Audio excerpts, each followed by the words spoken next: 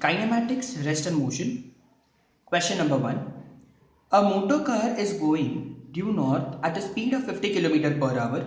It makes 90-degree left turn without changing the speed. The change in the velocity of the car is about option A 50 km per hour towards west, option B 70 km per hour towards southwest, option C 70 km per hour towards northwest, and option D 0. So as we know, final velocity of the car and the initial velocity of the car. So let us consider initial velocity and final velocity. Final velocity of the car, that is Vf, will be considered as minus 50, and let the unit vector be I cap, kilometer per hour. Initial velocity of the car is 50. Let the unit vector be j cap, kilometer per hour. We know delta V, mod of delta V is nothing but square root of 50 square plus 50 square plus 2 times 50 into 50 and cos theta, where cos theta, the angle given over here is 90 degree. So cos 90 degree, which is nothing but 70 kilometers per hour. So accordingly, you can plot a graph and understand the question more easily. Vi is 50 km per hour. Bf is 50 km per hour. And this is the change in the velocity. Change in velocity. So option B is the correct answer, 70 kilometers per hour towards southwest. Question number 2. A person traveling on a straight line moves with a uniform velocity v1 for a distance x and with a uniform velocity v2 for the next equal distance. The average velocity v is given by option A, v is equal to v1 plus v2 upon 2. Option B, square root of v2. Option C, 2 upon v is equal to 1 upon v1 plus 1 upon v2. And option D, 1 upon v is equal to 1 upon v1 plus 1 upon v2. So as we know, velocity is uniform. Velocity is uniform in both cases. Both the cases. And acceleration is 0. Acceleration given as 0. So let us consider d1 is nothing but v1t. d2 is nothing but v2t. Total distance d1 plus d2. Total time t plus t, which can be written as 2t. Now v can be written as d1 plus d2 upon 2t, which is nothing but v1 plus v2 upon 2. So option A is the correct answer. So how do we get v1 plus v2 upon 2? So let us solve this more. d1 is nothing but v1t, d2 is nothing but v2t upon 2t. T can be taken common from the numerator. T common, we get v1 plus v2. And denominator we have 2t. T gets cancelled from both the sides. So option A is the correct answer. A stone is released from an elevator going up with an acceleration A. The acceleration of the stone after the release is option A, upward, option B, g minus A, upward, option C, g minus A, downwards, and option D, g, downwards. So as we know, when the stone is released from the elevator, the only force acting on the stone is nothing but the gravitational force. And gravitational force is always in downwards direction. So option D is the correct answer. A river is flowing from west to east at a speed of 5 meters per minute. A man on the south bank of the river is capable of swimming at 10 meters per minute in still water, wants to swim across the river in the shortest time. He should swim in a direction. Option A, due north. Option B, 30 degree east of north. Option C, 30 degree north of west. And option D, 60 degree east of north. If a man swims at any angle east to north direction, although his relative speed will increase, he will travel a larger distance. So if relative speed is increased, larger distance is traveled, so he will take more time. If the man swims at any angle west to north, west to north direction. The relative speed will decrease. So he will take more time. So he should travel due north. So option A is the correct answer. Question number 5.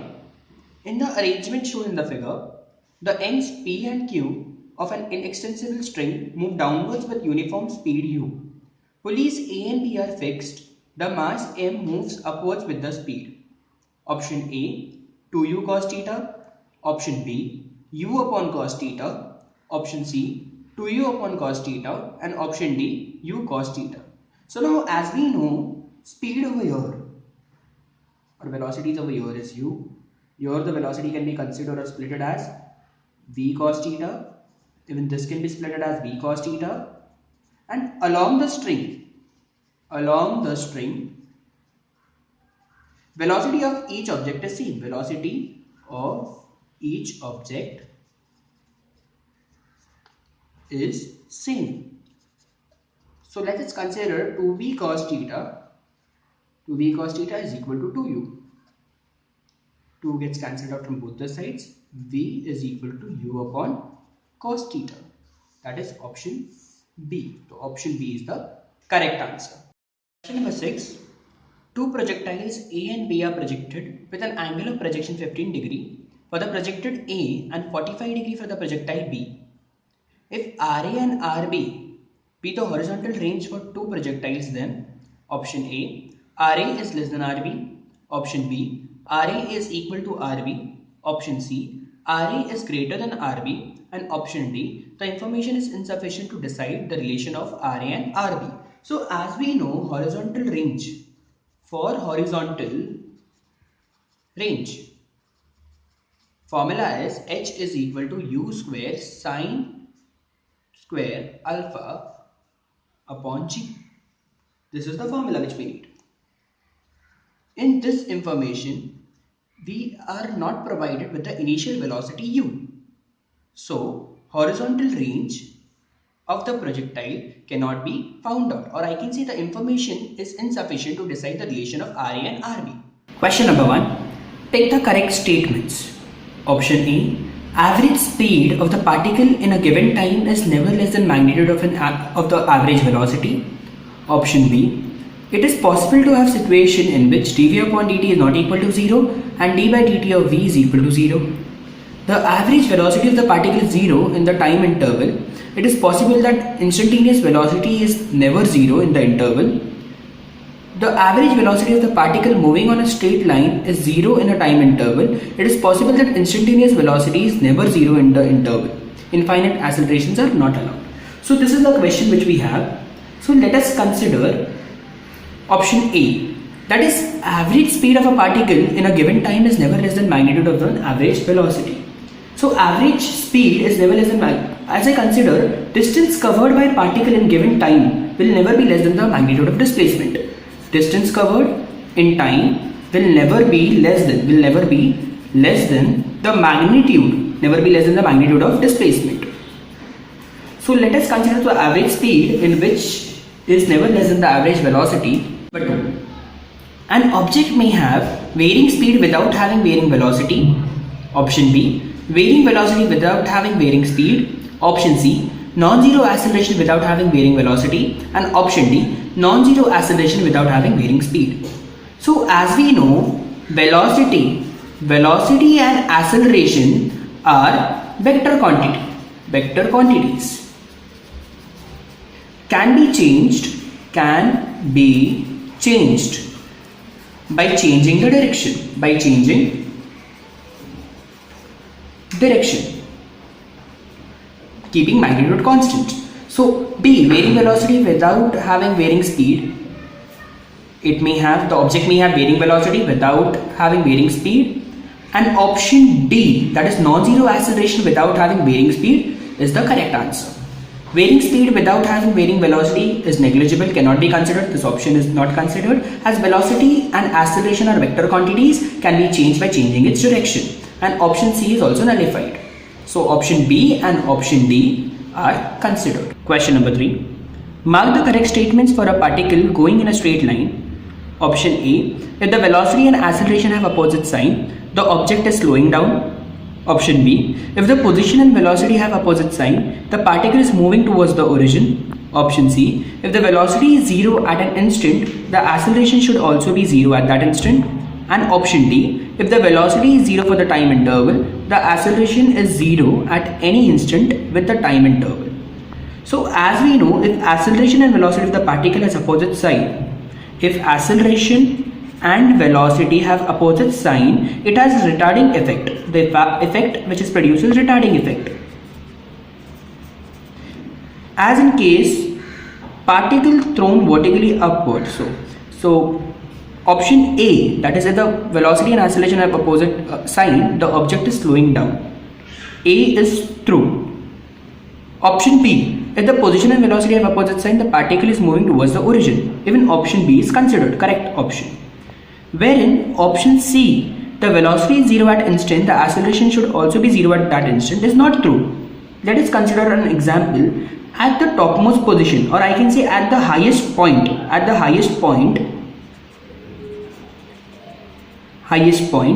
the velocity is 0, but acceleration is not 0. So option C is not true.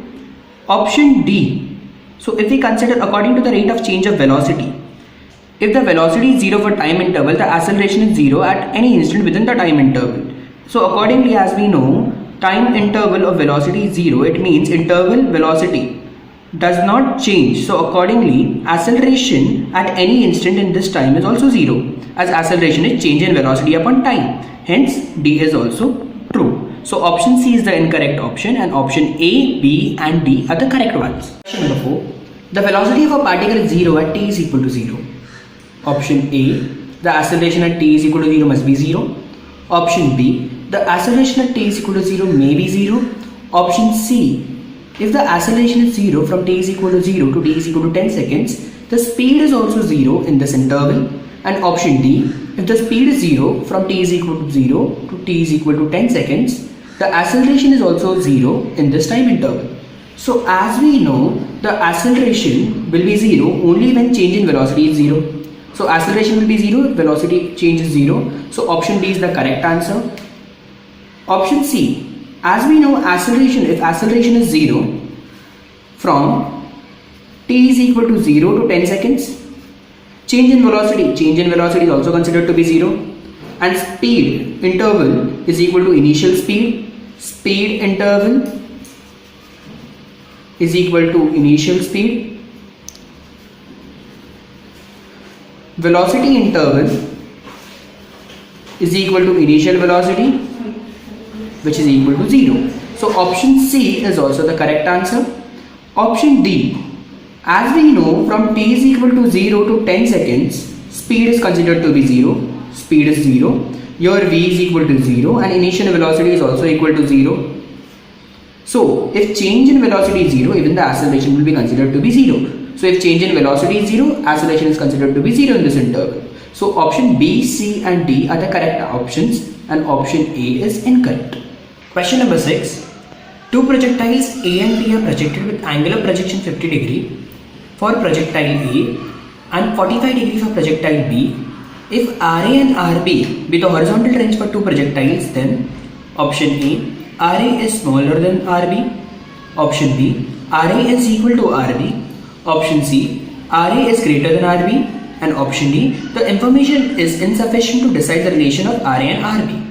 So as we know, for horizontal range, the formula is u square sine 2 theta or 2 alpha upon g. So in this given information, they have not given us u, that is the initial velocity. Initial velocity is not given. So the relation cannot be identified. So option D, that is the information, is insufficient to decide RA and RB. Option D is the correct answer. When a person leaves his home for sightseeing by his car, the meter reads 12352, that is 12,352 kilometers. When he returns home after 2 hours, the reading is 12,416. A. What is the average speed of the car during this period? B. What is average velocity? So now the total distance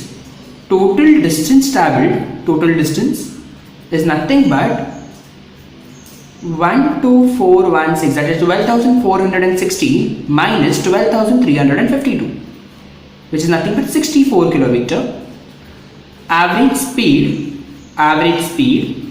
is nothing but 64 upon 2, which is nothing but 32 kilometers per hour. Now part B, because he returns home, I can say the displacement over here is 0. Displacement is 0. If displacement is 0, even the average velocity is 0. From the velocity time plot shown in the figure, find the distance traveled by the particle during the first 40 seconds. Also find the average velocity during this period. So now, distance at first 40 seconds is nothing but area, or I can say triangle OAB, area of triangle OAB plus area of triangle BCD, which can be calculated by half into 5 into 20 plus half into 5 into 20, which is nothing but 100 meter. As displacement over here is 0, even the average velocity will be 0. Figure shows xt graph of a particle. Find the time t such that the average velocity of the particle during the period 0 to t is 0. So let us consider B at 12 seconds at t is equal to 0. At t is equal to 0, s is equal to 20 meters. T is equal to 12 seconds. At t is equal to 12 seconds, s is equal to 20 meters. Time interval from 0 to 12. Time interval from 0 to 12. Change in displacement is 0. Average velocity is nothing but displacement upon time, or displacement upon time is nothing but 0. Hence time is 12 seconds. A driver takes 0.20 seconds to apply the brakes after he sees a need for it.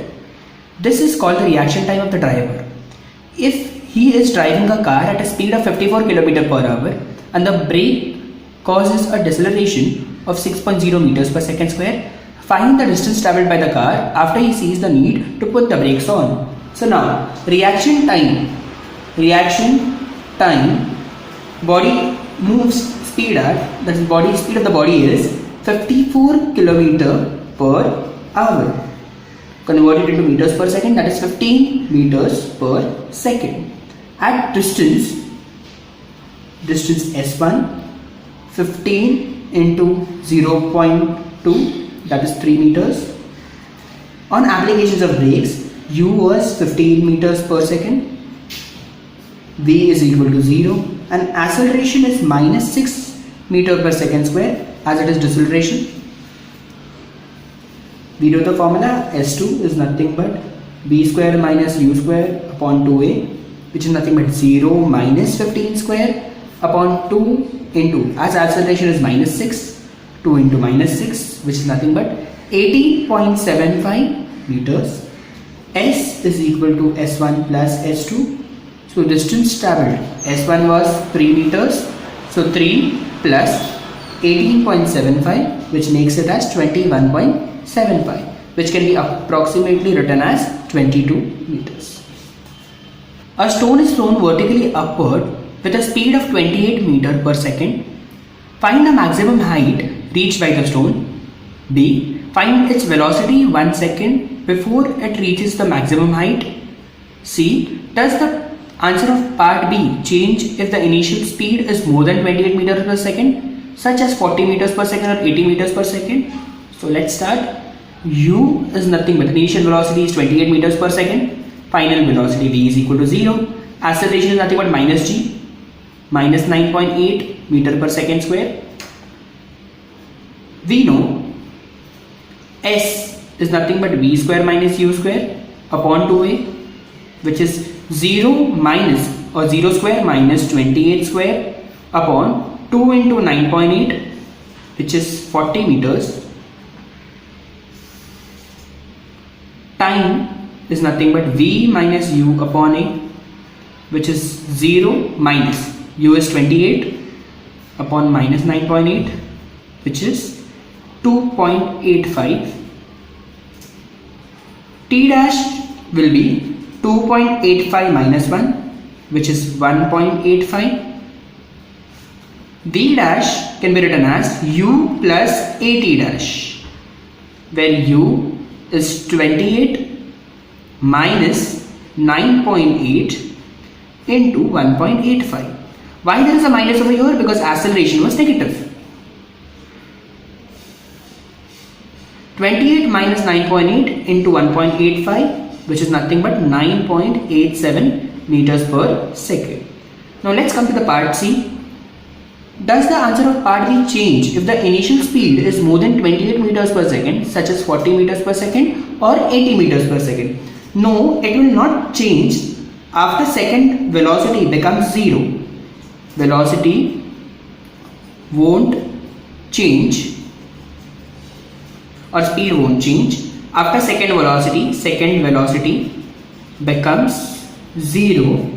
Initial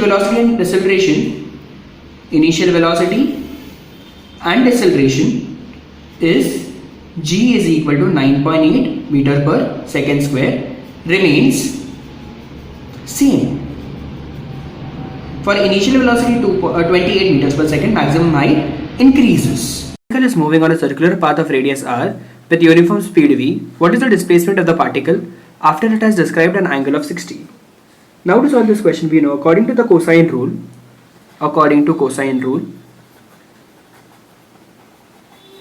cos 60 is equal to r square plus r square minus x square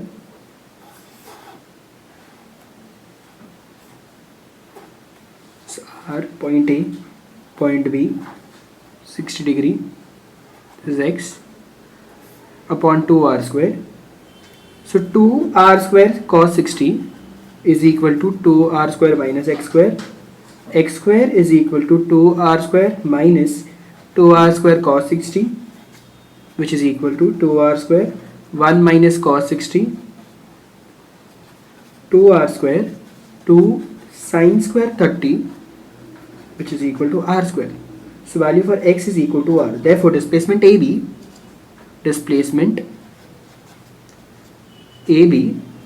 is equal to x is equal to r. So option C, r, is the correct answer.